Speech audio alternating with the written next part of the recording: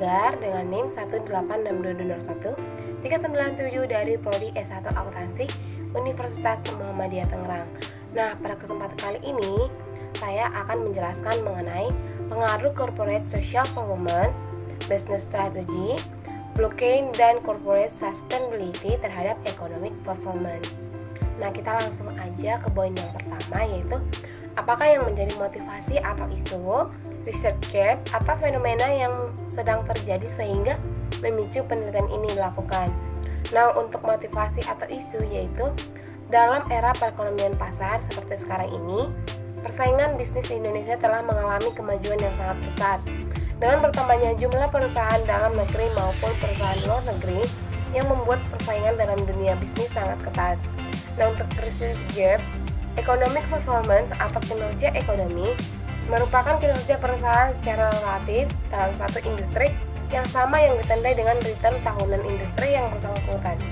Nah, untuk fenomena, dibentuknya masyarakat ekonomi ASEAN atau MEA merupakan tonggak bagi penerapan liberalisasi ASEAN sebagai pasar dan basis produksi tunggal atau single market and production base yang bertujuan untuk meningkatkan stabilitas perekonomian di kawasan ASEAN.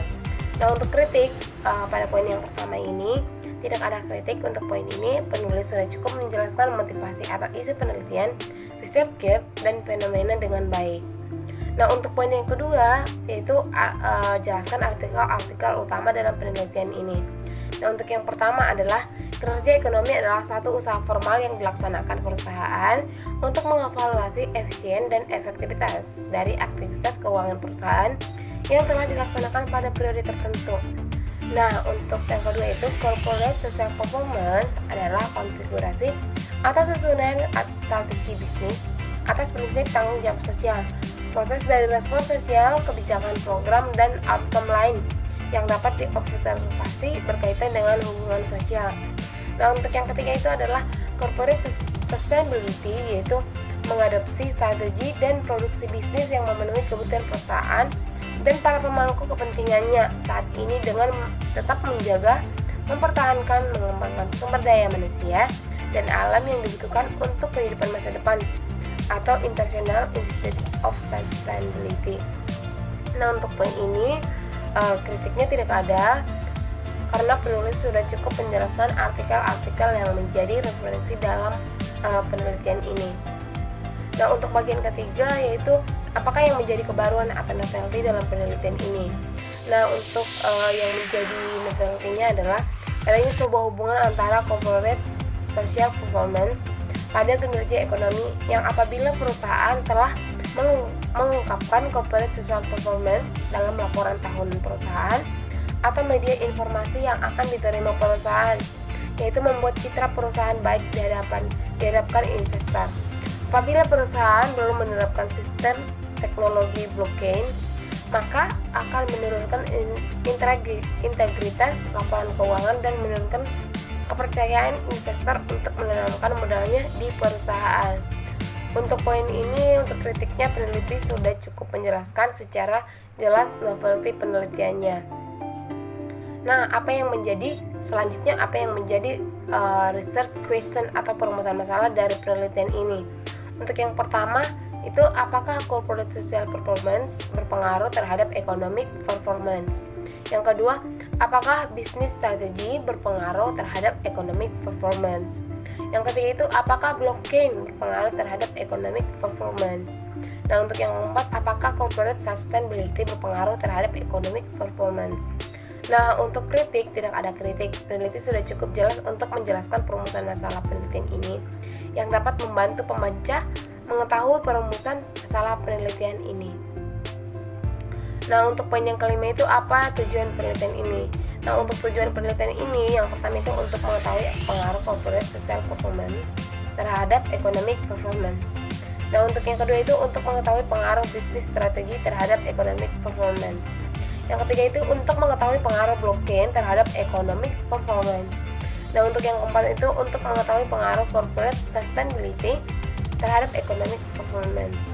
Nah, untuk kritiknya peneliti mengkonsepkan secara implisit tujuan penelitiannya dalam hipotesis penelitian seharusnya antara tujuan dan hipotesis dibuat dalam bagian yang berbeda atau terpisah.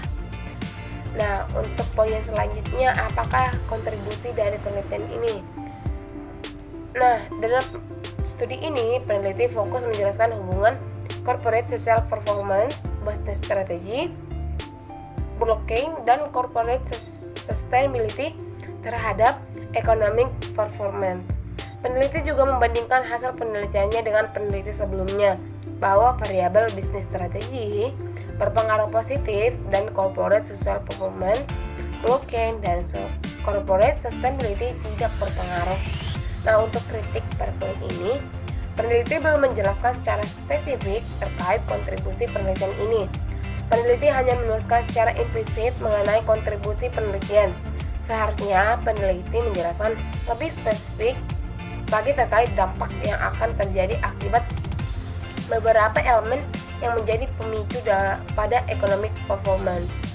Nah, untuk yang ketujuh, apakah grand theory yang digunakan dalam penelitian ini? Nah, untuk grand theory-nya yang pertama ada stewardship theory menurut Donaldson and Davis tahun 1991.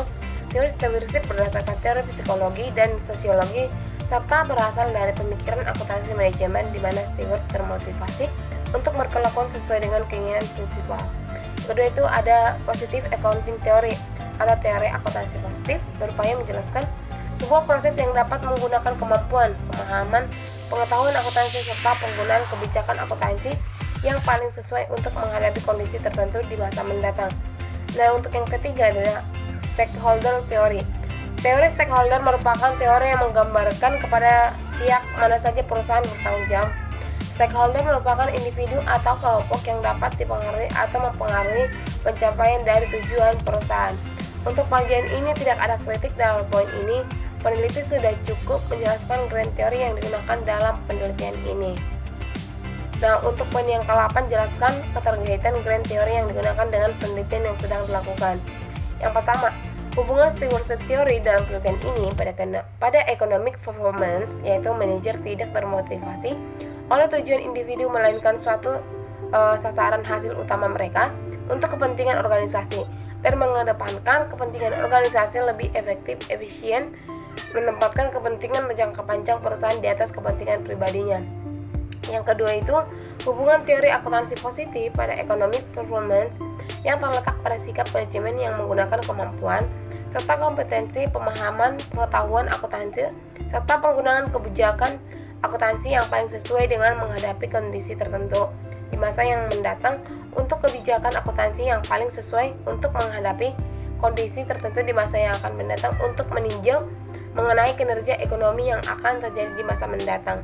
Nah, yang ketiga itu hubungan teori stakeholder dalam penelitian ini pada pengungkapan sustainability report menggunakan laporan yang digunakan perusahaan untuk menginformasikan perihal kinerja ekonomi, sosial, dan lingkungan.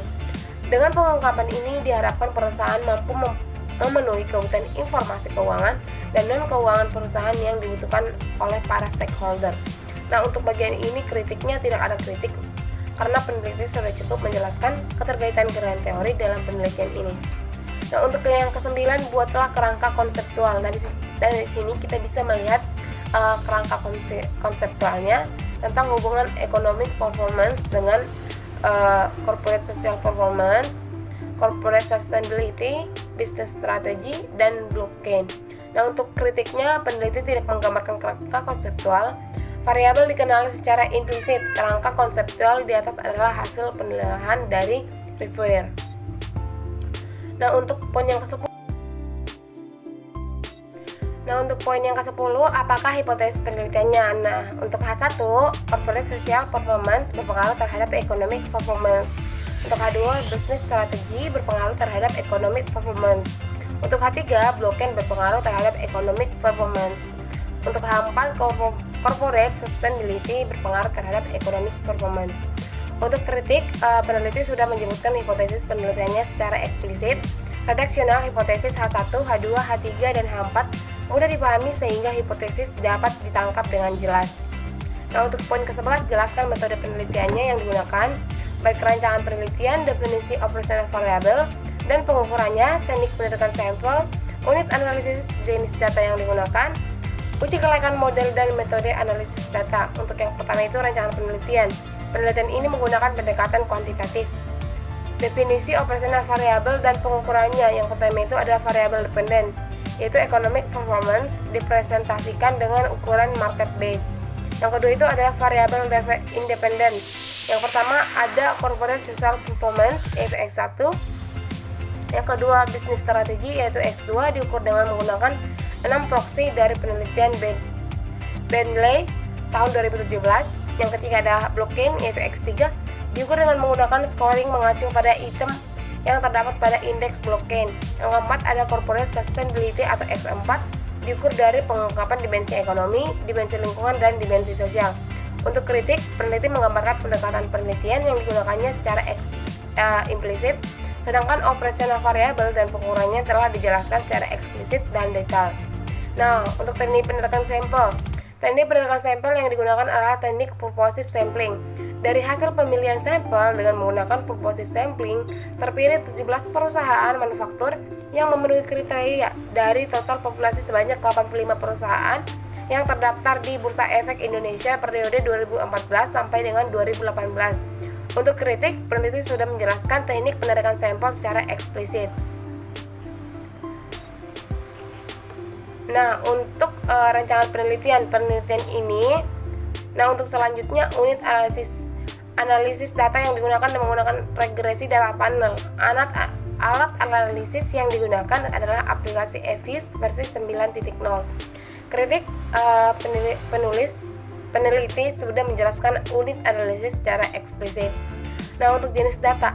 Jenis data pada penelitian ini yang diperlukan adalah data sekunder dengan metode dokumentasi. Data didapat dari semua catatan dan dokumen perusahaan serta laporan keuangan melalui website www.idx.co.id. Kritik, peneliti sudah menjelaskan jenis data secara eksplisit. Untuk selanjutnya uji kelayakan model. Uji kelayakan model dalam penelitian ini menggunakan uji F dengan HO model tidak fit dan HA model fit. Untuk kritiknya peneliti sudah menjelaskan uji kelayakan model secara eksplisit. Selanjutnya metode analisis data. Metode analisis data yang digunakan adalah metode analisis regresi data panel dengan beberapa indikator penilaian diantaranya yaitu analisis statistik deskriptif, model regresi data panel, uji asumsi klasik, dan uji hipotesis. Untuk kritiknya, peneliti sudah menjelaskan metode analisis data yang digunakan secara eksplisit. Untuk poin yang ke-12 yaitu jelaskan persamaan regresi yang digunakan untuk pengujian hipotesis penelitian ini. Di sini kita bisa melihat persamaan regresi yang digunakan untuk pengujian hipotesis dalam penelitian ini. Untuk kritiknya tidak ada kritik karena peneliti sudah menampilkan persamaan regresi dalam penelitian ini. Untuk poin yang ke-13, jelaskan pembahasan hasil penelitian meliputi statistik deskriptif, hasil uji kelayakan model, dan hasil uji hipotesis. Di sini kita bisa melihat hasil uji statistik deskriptif yaitu pada tabel mulai dari mean, median, maksimum, minimum, standar deviasi, skewness, kurtosis, Jar-Quebera, dan probability. Untuk kritiknya peneliti sudah menampilkan hasil data penelitiannya. Untuk yang ke-12, yang ke-13, jelaskan hasil penelitian statistik deskriptif, hasil uji kelayakan model, dan hasil uji hipotesis. Di sini ada hasil uji kelayakan model yaitu dengan menggunakan F statistik 4,66620 dan probabilitas F statistik yaitu 0,00000. Dari hasil penelitian nilai F statistik sebesar 4,66620 sementara F tabel sebesar 2,49. Dengan demikian F statistik lebih dari F tabel dan nilai probabilitas F statistik adalah 0,0000 kurang lebih dari alfa 0,05, maka H0 ditolak dan H diterima. Dapat diartikan bahwa secara bersama-sama variabel corporate social performance, business strategi, blockchain, dan corporate sustainability berpengaruh terhadap economic performance. Untuk kritiknya, peneliti sudah menampilkan hasil penelitiannya. Selanjutnya ada hasil uji hipotesis. Nah, di sini di tabel ini kita bisa melihat hasil dari uji hipotesis. Dari perhitungan yang dapat dilihat bahwa keempat variabel di atas, yaitu corporate social performance, business strategy, blockchain, dan corporate sustainability, hanya variabel bisnis strategi saja yang berpengaruh terhadap economic performance. Nah, untuk kritiknya, peneliti sudah menampilkan hasil data penelitiannya. Nah, untuk yang poin yang terakhir, apakah kesimpulan, keterbatasan, dan implikasi dari penelitian ini? Nah, untuk kesimpulan, yang pertama ada variabel corporate social performance. Dalam penelitian ini tidak memiliki pengaruh terhadap economic performance pada perusahaan manufaktur yang terdaftar di Bursa Efek Indonesia periode 2014 sampai dengan 2018. Yang kedua ada variabel bisnis strategi. Dalam penelitian ini memiliki pengaruh terhadap economic performance pada perusahaan manufaktur yang terdaftar di Bursa Efek Indonesia. Nah, untuk yang ketiga, variabel blockchain. Dalam penelitian ini tidak memiliki pengaruh terhadap economic performance pada perusahaan manufaktur yang terdaftar di Bursa Efek Indonesia. Nah, untuk yang keempat, variabel corporate sustainability. Dalam penelitian ini tidak memiliki pengaruh terhadap economic performance pada perusahaan manufaktur yang terdaftar di Bursa Efek Indonesia. Untuk kritik, peneliti sudah lengkap menjelaskan mengenai kesimpulannya. Nah, untuk keterbatasan, yang pertama ada periode penelitian yang digunakan hanya selama 5 tahun, sehingga data yang diambil kemungkinan kurang mencerminkan kondisi perusahaan dalam jangka panjang. Nah, untuk yang kedua, masih banyaknya perusahaan yang menerbitkan laporan keuangan dalam mata uang asing seperti USD. Yang ketiga, terdapat perusahaan yang tidak melakukan pembagian dividen yang mengakibatkan sampel perusahaan menjadi terbatas. Nah, untuk yang keempat, variabel yang digunakan dalam penelitian ini masih terbatas pada variabel independen, yaitu corporate social performance, business strategy, blockchain, dan corporate sustainability. Dan variabel dependen, yaitu economic performance, dengan masing-masing variabelnya hanya satu proxy. Untuk kritiknya tidak ada komentar. Peneliti ini sudah lengkap menjelaskan mengenai keterbatasan. Untuk poin selanjutnya yaitu implikasi. Nah, bagi perusahaan harusnya lebih memperhatikan kelengkapan data kinerja perusahaan. Bagi investor sebaiknya lebih melihat kualitas laporan keuangan, bukan hanya dari segi angka labanya saja, melainkan dari jenis laporan keuangan yang lain seperti halnya laporan ARS-kas. Apakah ARS-kas aktivitas operasional perusahaan tersebut baik? Nah, bagi peneliti selanjutnya, yang pertama ada diharapkan memperluas periode penelitian, yang kedua diharapkan sebaiknya menggunakan sektor yang berbeda, dan yang ketiga diharapkan menggunakan proxy lain dalam menghitung variabel dependen dan variabel independen. Untuk kritiknya tidak ada, peneliti sudah jelas dalam menjelaskan mengenai implikasinya. Nah, sekian penjelasan dari saya. Jika ada kata yang salah, saya mohon maaf dan semoga ilmunya bermanfaat. Sekian dan terima kasih.